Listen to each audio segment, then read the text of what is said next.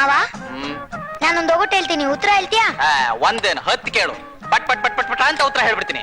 ಹೊಟ್ಟೆ ಪುಟ್ಟಿಗೆ ಜುಟ್ಟು ನೆಟ್ಟಿಗೆ. ಹೊಟ್ಟೆ ಪುಟ್ಟಿಗೆ ಜುಟ್ಟು ನೆಟ್ಟಿಗೆ. ಅದು ಮಾರಿಗುಡಿ ಪೂಜಾರಿ ಅಲ್ಲ, ತೆಂಗಿನಕಾಯಿ. ಅದು ನನಗೂ ಗೊತ್ತಿತ್ತು. ಈಗ ನಾನೊಂದು ಒಗಟು ಹೇಳ, ಆಮೇಲೆ ಹೇಳಿರಂತೆ. ಈಗ ಊಟ ಮಾಡಿ. ಊಟ ಮಾಡ್ಬಿಟ್ಟೆ ಹೇಳ್ತೀನಿ. ಅಬ್ಬಾ, ಹುಚ್ಚಿದ ಹೊಟ್ಟೆಗೆ ಹಿಟ್ಟು ಅಮೃತ ಅಂತಾರಲ್ಲ, ನಿಜವಾದ ಮಾತು. ಅದಕ್ಕೆ ಹೇಳೋದು, ಕೈ ತುಂಬಾ ಕೆಲಸ ಮಾಡ್ಬೇಕು, ಬಾಯಿ ತುಂಬಾ ಊಟ ಮಾಡ್ಬೇಕು ಅಂತ.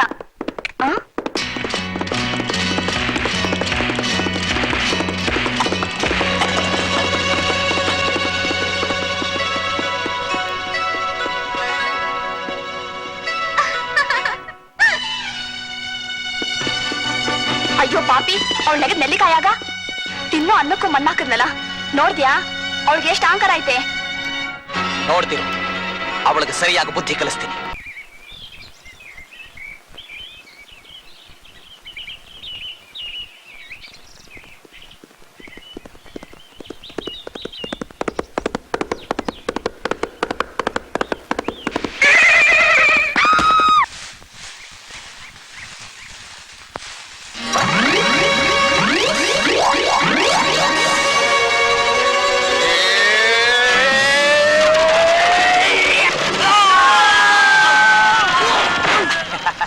ಬನ್ನಿ ನನ್ನ ಮಕ್ಕಳ, ಪೀಸ್ ಪೀಸ್ ಮಾಡ್ಬಿಡ್ತೀನಿ.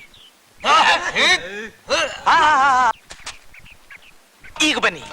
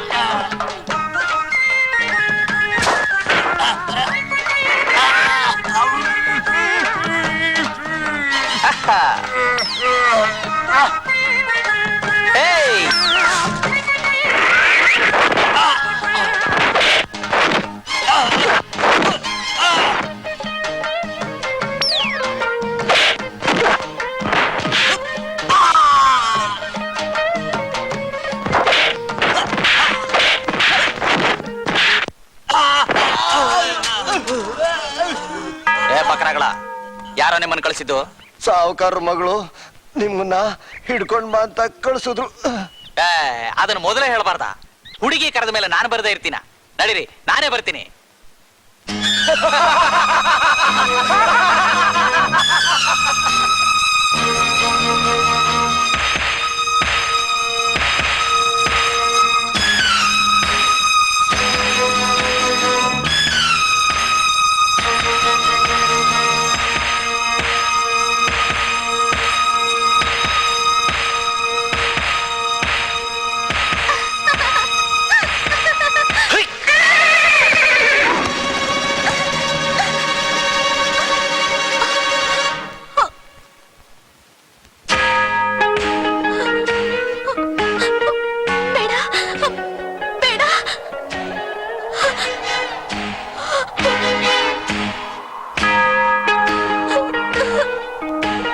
ದೊರಸಾನಿ, ಇಷ್ಟೊಂದು ಅಹಂಕಾರಣ ನಿನಗೆ? ಆಳುಗಳನ್ನ ಬಿಟ್ಟು ಹೊಡೆಸಿ ಕೈಗೆ ಹಗ್ಗ ಕಟ್ಟಿ ಕುದುರೆ ಹಿಂದೆ ಎಳ್ಕೊಂಡು ಬರ್ತೀಯ? ಸುತ್ತಮುತ್ತ ಒಂದು ನರ ಪ್ರಾಣಿ ಕೂಡ ಇಲ್ಲ. ಈಗ ನೀನು ಎಂಥ ಜಾಗದಲ್ಲಿ ಸಿಕ್ಬಿದ್ದೀಯ ಗೊತ್ತಾ? ಯೋ ಬೇಡಯ್ಯ, ನಾನೇನೋ ಆತರದಲ್ಲಿ ತಿಳಿದೆ ತಪ್ಪು ಮಾಡ್ಬಿಟ್ಟೆ. ಪ್ಲೀಸ್ ನನ್ ಬಿಟ್ಬಿಡು. ಹತ್ತೇರಿಕೆ, ಸುಮ್ಮನೆ ಬಿಟ್ಬಿಡೋದಕ್ಕಲ್ಲ ಕಣೆ ನಾನು ಇಲ್ಲಿವರೆಗೂ ಬಂದಿದ್ದು. ಕೈಗೆ ಕಟ್ಟಿರೋ ಹಗ್ಗನ ಬಿಚ್ಚೋಕಾಗದೆ ಬಂದಿಲ್ಲ ಕಣೆ ಬಿತ್ರಿ. ಸರಿಯಾದ ಜಾಗ ನೋಡಿ ನಿನಗೆ ಕತ್ರಿ ಹಾಕಕ್ ಬಂದಿದ್ದೀನಿ ಕಂತ್ರಿ. ಯೋ ಬೇಡಯ್ಯ, ತಪ್ಪಾಯ್ತು ಅಂತ ಕ್ಷಮೆ ಕೇಳ್ಕೊತೀನಿ. ನನ್ನೇನು ಮಾಡ್ಬೇಡಯ್ಯ. ನಾನು ಏನು ಮಾಡಲ್ಲ, ನೀನೇ ಮಾಡ್ಬಾ. ಯಾವ ಕೈಯಿಂದ ನನ್ನ ಹಗ್ಗ ಕಟ್ಟಿ ಎಳ್ಕೊಂಡು ಬಂದ್ಯೋ ಅದೇ ಕೈಯಿಂದ ನನ್ನ ಬಾಚಿ ತಪ್ಕೋ. You rock. ಏನಂದೆ? ಬೇಡಯ್ಯ, ಕೆಡಿಸ್ಬೇಡಯ್ಯ. ನಾನ್ ಮಾಡಿದ ತಪ್ಪಿಗೆ ಬೇರೆ ಏನಾದ್ರೂ ಶಿಕ್ಷೆ ಕೊಡು. ಆದ್ರೆ ನನ್ ಶೀಲ ಕೆಡ್ಸಿ ನನ್ ಲೈಫ್ ಹಾಳ್ ಮಾಡ್ಬೇಡ ಪ್ಲೀಸ್. ಅಹಂಕಾರದಲ್ಲಿ ಮೆರೆಯೋರಿಗೆಲ್ಲ ಕಡೆಯಲ್ಲಿ ಏನ್ ಗತಿ ಬರುತ್ತೆ ಅಂತ ಗೊತ್ತಾಯ್ತಾ? ಹೇಳ್ಮೇಲೆ ಒಂಟಿಯಾಗಿ ಸಿಕ್ಕಿರೋ ಹೆಣ್ಣಿನ ಮೇಲೆ ಅತ್ಯಾಚಾರ ಮಾಡುವಂತ ಅಯೋಗ್ಯ ನಾನಲ್ಲ. ಇವತ್ತು ನೀನು ಸುಮ್ಮನೆ ಬಿಟ್ಟಿದ್ದೀನಿ. ಇನ್ನೊಂದು ಸಲ ಇಂಥ ಚೇಷ್ಟೆನೇನಾದ್ರೂ ಮಾಡಿದ್ರೆ ನಿನ್ನ ಮನೆಗೆ ನುಗ್ಗಿ ನಿನ್ ಏನ್ ಬೇಕಾದ್ರೂ ಮಾಡ್ತೀನಿ. ಗೊತ್ತಾಯ್ತಾ? ಗೊತ್ತಾಯ್ತು. ಇವತ್ತೇ ಕೊನೆ, ಮತ್ತೆ ನನ್ನ ತಂಟೆಗೆ ಬರಬೇಡ.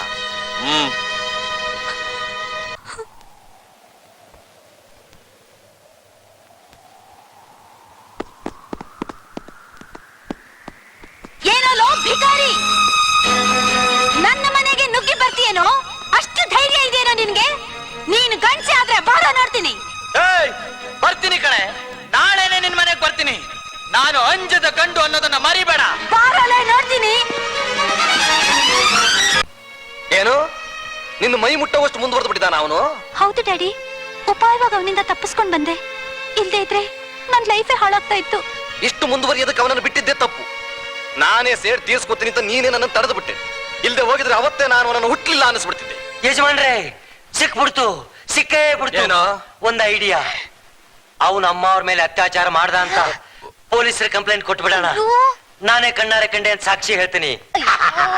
ಆಗ ಅವನಿಗೆ 10 ವರ್ಷ ಜೈಲು ಶಿಕ್ಷೆನೂ ಆಗತ್ತೆ, ಅವನ ಕಾಟನೂ ತಪ್ಪೋಗುತ್ತೆ. ಬೇಕುಫಾ ಚೆನ್ನಾಗಿರೋ ನನ್ನ ಮಗಳನ್ನ ಕೆಟ್ಟೋದ್ಲು ಅಂತ ನಾವೇ ಅಪಪ್ರಚಾರ ಮಾಡಿದ್ರೆ ನಾಳೆ ಅವಳನ್ನ ಯಾರೋ ಮದುವೆ ಮಾಡ್ಕೋತಾರೆ. ಅಯ್ಯೋಗಿಂತಂದು. ಅಯ್ಯಯ್ಯೋ, ಇದನ್ನೆಲ್ಲ ನಾನು ಯೋಚನೆನೆ ಮಾಡ್ಲಿಲ್ವೇ? ಅಷ್ಟು ಯೋಚನೆ ಮಾಡೋ ಶಕ್ತಿ ನಿನಗಿದ್ದಿದ್ರೆ ನೀನ್ ಯಾಕಿನ್ನ ಕೈ ಚೀಲವಾಗೇ ಇರ್ತಿದ್ದೆ. ಸುಮ್ನಿರ್ಲೇ. ನಡೆಯಲ್ಲ ನೀನ್ ನಾಳೆ. ಹಲೋ ಪಾರ್ಟ್ನರ್, ರೆಡಿ ಆಗಿದೆ ತಾನೆ? ಬಾ ಹೋಗೋಣ. ಇಲ್ಲ ಗೋಪಾಲ, ನಾನಿವತ್ ಮನೆ ಬಿಟ್ಟು ಎಲ್ಲೂ ಬರಕ್ಕಾಗಲ್ಲ. ಯಾಕೆ? ಏನೋ ದೊಡ್ಡ ಸಮಸ್ಯೆಯಲ್ಲಿ ಸಿಕ್ಕಾಕೊಂಡಿರೋ ಹಾಗೆ ಒದ್ದಾಡ್ತಿದ್ಯಲ್ಲ, ಏನ್ ಸಮಾಚಾರ? ಅದೇ ಆನಂದ್ ವಿಷಯ ನಿನ್ಗೆ ಹೇಳದ್ನಲ್ಲ, ಅವಂದೇ ದೊಡ್ಡ ಸಮಸ್ಯೆ ಆಗಿದೆ. ಇವತ್ತು ಅವ್ನು ನಮ್ಮ ಮನೆಗೆ ಬಂದು ಆಶಾಗ್ ಬುದ್ಧಿ ಕಲಿಸ್ತೀನಿ ಅಂತ ಹಠ ತೊಟ್ಟಿದಾನಂತೆ. ವಾಟ್ ಮಿಸ್ಟರ್ ರಂಗನಾಥ್, ಯಾವನೋ ಕೂಲಿ ಮಾಡ್ಕೊಂಡು ಬಿದ್ದಿರೋ ಭಿಕಾರಿ ಆಡಿದ ಮಾತನ್ನೇ ದೊಡ್ಡ ಸಮಸ್ಯೆ ಅಂತ ತಿಳ್ಕೊಂಡು ಒದ್ದಾಡ್ತಾ ಇದೆಯಲ್ಲ. ಈ ಮನೆ ಬಾಗಿಲಿಗೆ ಬರೋಷ್ಟು ಧೈರ್ಯ ಇದೆ ಅವನಿಗೆ. ಇದು ಅಷ್ಟೊಂದು ಉದಾಸೀನ ಮಾಡುವಂತ ವಿಚಾರ ಅಲ್ಲ ಗೋಪಾಲ. ಮೊದಲೇ ಕೆಟ್ಟ ಜನ, ಏನ್ ಮಾಡೋದಕ್ಕೂ ಹೆಸೋದಿಲ್ಲ. ಅದಕ್ಕೆ ಇವತ್ತು ಮನೇಲೆ ಇದ್ಬಿಡ್ಬೇಕು ಅಂತ ತೀರ್ಮಾನ ಮಾಡ್ಬಿಟ್ಟಿದ್ಯಾ? ಚೆನ್ನಾಗಿದೆ. ಇವತ್ತು ಮಿನಿಸ್ಟರ್ ಅಪಾಯಿಂಟ್ಮೆಂಟ್ ಕೊಟ್ಟಿದ್ದಾರೆ. ಇದೇ ಸಮಯದಲ್ಲಿ ಅವ್ರ ಮುಖಾಂತರ ನಮ್ ಕಾರ್ಯ ಸಾಧಿಸ್ಕೊಳ್ದೆ ಹೋದ್ರೆ ಮುಂದೆ ನಮಗ್ ಫ್ಯಾಕ್ಟ್ರಿ ಕಟ್ಟೋದಕ್ಕೆ ಜಾಗನೇ ಸಿಕ್ಕೋದಿಲ್ಲ. ಮೊದ್ಲು ನಮ್ ಕೆಲಸ ನೋಡೋಣ, ನಡಿ. ಸರಿ, ಆಶಾನು ಜೊತೆಲೆ ಕರ್ಕೊಂಡು ಹೋಗೋಣ. ಬೇಡ್ವೋ, ಆಶಾನು ಅಲ್ಲಿ ಕರ್ಕೊಂಡು ಹೋದ್ರೆ ನಮ್ ವ್ಯವಹಾರಕ್ಕೆ ತೊಂದರೆ ಆಗುತ್ತೆ. ಅವಳ ಜೊತೆಗೆ ನಮ್ ವಿನೋದ್ ಇರ್ತಾನೆ. ಆ ಆನಂದಲ್ಲ, ಅವನಂತ 10 ಜನ ಬಂದ್ರು ಕೈ ಕಾಲು ಮುರಿದು ಕಳಿಸ್ತಾನೆ. ಡ್ಯಾಡಿ, ಆಶಾನ್ ಕಾಪಾಡೋ ಜವಾಬ್ದಾರಿ ನನಗಿರ್ಲಿ. ನೀವು ಧೈರ್ಯವಾಗಿ ಹೋಗಿ ಬನ್ನಿ. ಆಶಾ, ಧೈರ್ಯವಾಗಿರಮ್ಮ. ಈ ಮನೆ ಸುತ್ತನೂ ನಮ್ ಜನ ಕಾಯ್ತಾ ಇರ್ತಾರೆ.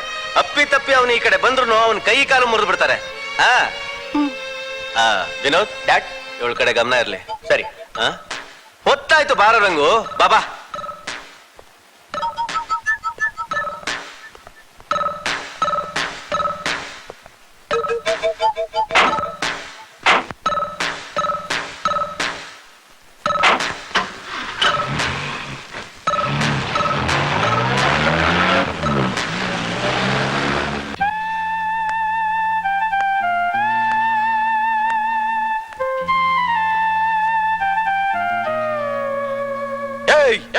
ಬರ್ತೀನಿ ಕಣೆ, ನಾಳೆನೆ ನಿನ್ ಮನೆಗೆ ಬರ್ತೀನಿ.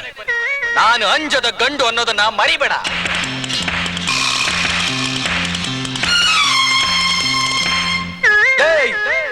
ಬರ್ತೀನಿ ಕಣೆ, ನಾಳೆನೆ ನಿನ್ ಮನೆಗೆ ಬರ್ತೀನಿ.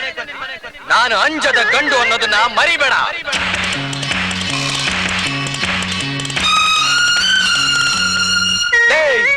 ಬರ್ತೀನಿ ಕಣೆ, ನಾಳೆನೆ ನಿನ್ ಮನೆಗೆ ಬರ್ತೀನಿ. ನಾನು ಅಂಜದ ಗಂಡು ಅನ್ನೋದನ್ನ ಮರಿಬೇಡ.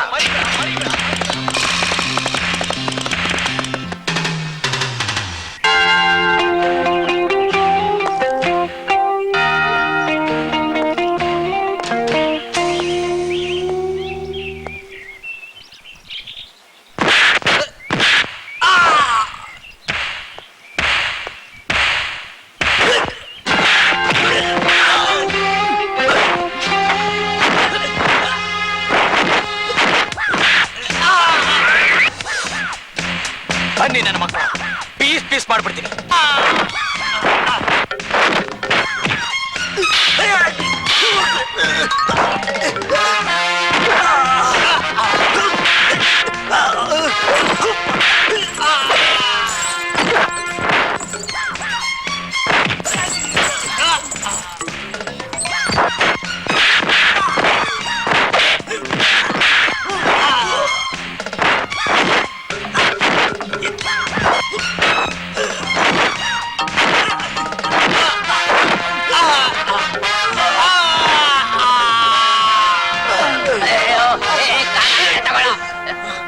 ನನ್ನ ತಂಟೆಗೆ ಬಂದ್ರೆ ಪೀಸ್ ಪೀಸ್ ಮಾಡಾಕ್ಬಿಡ್ತೀನಿ. ಸಾಯ್ರಿ ನನ್ನ ಮಕ್ಕಳು.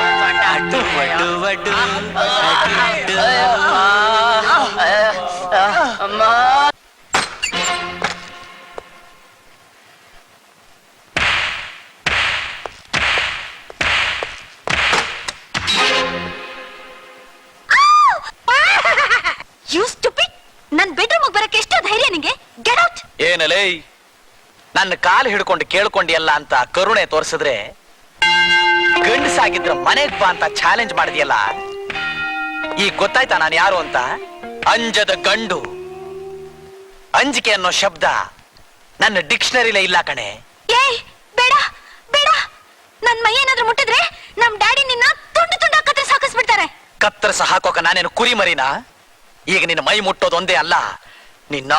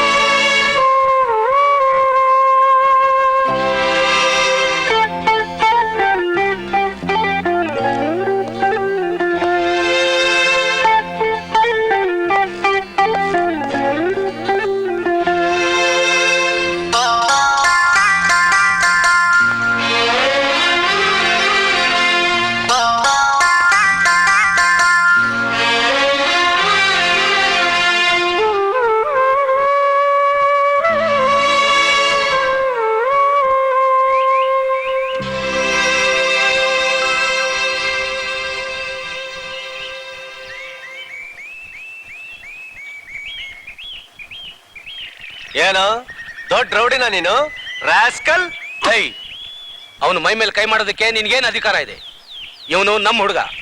ಇವನ್ ಮಾಡಿರೋ ತಪ್ಪಿಗೆ ನಾನ್ ಶಿಕ್ಷೆ ಕೊಡ್ತೀನಿ. ಇವನ್ ಮಾಡಿರೋ ಹಲ್ಕ ಕೆಲ್ಸಕ್ಕೆ ಇದ್ಯಾ ಮಹಾ ದೊಡ್ಡ ಶಿಕ್ಷೆ. ನಾನೀಗ ಕೊಡ್ತೀನಿ ಇವನಿಗೆ ಸರಿಯಾದ ಶಿಕ್ಷೆ. ಕೊಡಿ. ನಿಮ್ಮ ಶ್ರೀಮಂತಿಗೆ ದರ್ಪ ನನ್ನ ಹತ್ರ ತೋರಿಸ್ಬೇಡಿ. ನಾನು 35 ವರ್ಷ ಮಿಲಿಟರಿ ಸರ್ವಿಸ್ ಮಾಡಿದವನು. ಯಾವ ತಪ್ಪಿಗೆ ಯಾವ ಶಿಕ್ಷೆ ಕೊಡ್ಬೇಕು ಅಂತ ನನಗೂ ಚೆನ್ನಾಗಿ ಗೊತ್ತು. ಇವನ್ ಮಾಡಿರೋದನ್ನ ತಪ್ಪು ನಿಜ, ಆದ್ರೆ ನಿಮ್ ಹುಡುಗಿ ಮಾಡಿರೋದು ಮಾತ್ರ ಸರಿನಾ? ರೌಡಿಗಳನ್ನ ಬಿಟ್ಟು ಹೊಡಿಸಿ ಕೈಗೆ ಹಗ್ಗ ಕಟ್ಟಿ ಕುದುರೆ ಹಿಂದೆ ಎಳ್ಕೊಂಡು ಹೋದ್ರೆ ಯಾವ ಗಂಡಸಕ್ ತಾನೇ ರೋಷ ಬರಲ್ಲ. ಕೂಲಿ ಮಾಡೋವನಿಗೂ ಆತ್ಮಾಭಿಮಾನ ಇರುತ್ತೆ ಅನ್ನೋದನ್ನ ಮರಿಬೇಡಿ. ನೋಡಮ್ಮ, ನೀನು ವಿದ್ಯಾವಂತೆ, ಬುದ್ಧಿವಂತೆ, ಚೆನ್ನಾಗಿ ಯೋಚನೆ ಮಾಡಿ ತೀರ್ಮಾನ ಮಾಡಿ. ನೀನು ಮಾಡಿದ ತಪ್ಪಲ್ಲ, ಅವನು ಮಾಡಿದ ಮಾತ್ರ ತಪ್ಪು ಅನ್ನೋದೇ ನೀನ್ ತೀರ್ಮಾನ ಆದ್ರೆ ತಗೋ, ಈ ಚಾಟಿಲಿ ನೀನ್ ಕೈ ಸೋಲೋವರೆಗೂ ಅವ್ನು ಹೊಡಿ. ತಗೋ ತಗೋ ಆಶಾ, ಇವನ್ ಜೀವ ಹೋಗೋವರೆಗೂ ಚರ್ಮ ಸುಲ್ಬಿಡು.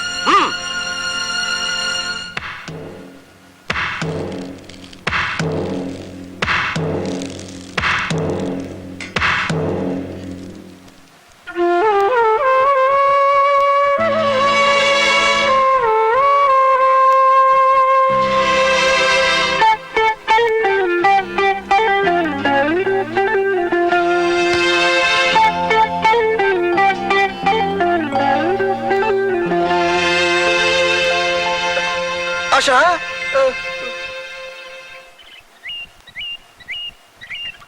ನೋಡೋ, ಅವಳು ನಿನಗೆ ಶಿಕ್ಷೆ ಕೊಡದೇ ಇದ್ರು ಈಗ ನೀ ಶಿಕ್ಷೆ ಅನುಭವಿಸ್ಲೇಬೇಕು.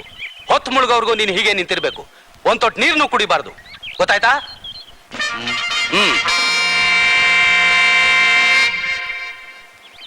ಎಲ್ಲ ಬರೀ ಮಿಲಿಟರಿ ರೂಲ್ಸೇ. ಅಲ್ಲ, ನಾನು ಅವತ್ತೇ ಹೇಳಿದೆ, ನನ್ನ ಮಾತು ಕೇಳಿದ್ಯಾ? ತಲೆ ಬೋಳಿಸ್ಕೊಂಡು ಲುಂಗಿ ಸುತ್ತಕೊಂಡು ಕೆಲ್ಸಕ್ಕೆ ಸೇರಿದ್ರೆ 1000 ರೂಪಾಯಿ ಸಂಬಳ ಸಿಕ್ತಿತ್ತು. ಆಗ ನನ್ನ ಮಾತು ಕೇಳಿಲ್ಲ. ಈಗ ಅನುಭವಿಸು. ಕಮಂಗಿ, ಎಲ್ಲಿ? ನಿನ್ನೆ ಕಣಲೇ. ನಿನ್ ಚಿಕ್ಕಮ್ಮ ಅವ್ರ ಜೊತೆ ಇರ್ತಾಳಲ್ಲ ಹುಡುಗಿ, ಅವಳ ಹೆಸರೇನು? ಮಣಿ ಅಂತ. ಯಾಕೆ? ಯಾಕೆ?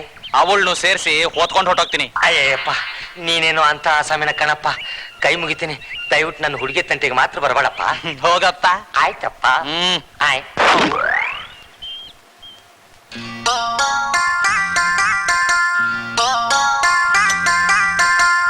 ಅಮರೇ, ಅಮರೇ, ಏನು? ಬನ್ನಿ ಊಟ ಮಾಡಿ. ಓಹೋ ಬೇಡ, ನಂಗ್ ಹಸಿವಿಲ್ಲ. ಅಯ್ಯೋ, ಬೆಳಿಗ್ಗೆಯಿಂದ ಏನು ತಿಂದಿಲ್ಲ, ಒಂದ್ ತೊಟ್ಟು ನೀರು ಕುಡ್ದಿಲ್ಲ.